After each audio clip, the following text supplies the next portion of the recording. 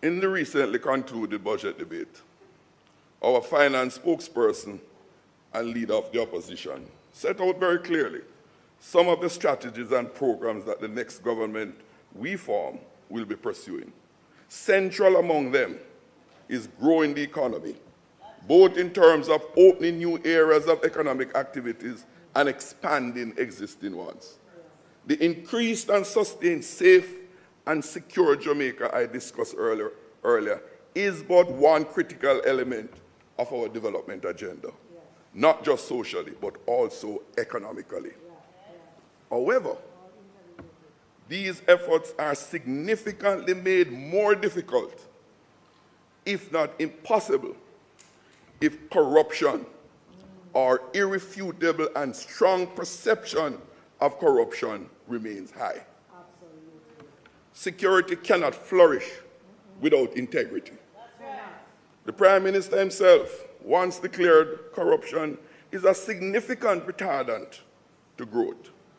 And in preparing for this presentation, Madam Speaker, I refreshed myself on some of the comments that the Prime Minister, Mr. Speaker, I refreshed myself on some of the comments the Prime Minister made during the debate in the passage of the Integrity Commission Act.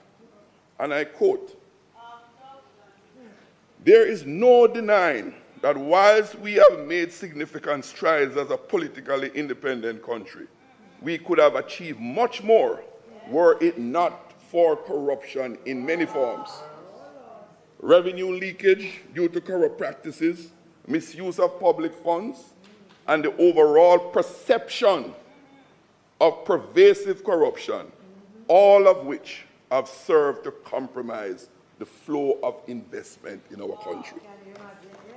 And he went further, and I quote, "While we all need to take individual responsibility for our actions and endeavor to be agents of change as we do our part in securing a better Jamaica, the role of the legislature is paramount." And lastly, I quote from the Prime Minister, "Despite the fall on the corruption index, business and consumer confidence is at an all-time high." It's back then, 2017. "Nonetheless, we are acutely aware that corruption has direct links to organized crime, terrorism, and money laundering. This is therefore a serious threat to stability and security. Our national security policy emphasizes the link between crime and corruption.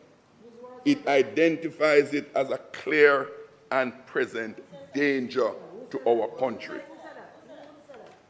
Those were from the Prime Minister in the debate of the passage of the Integrity Act. How ironic, then, that this administration now sabotages the very institutions designed to combat corruption.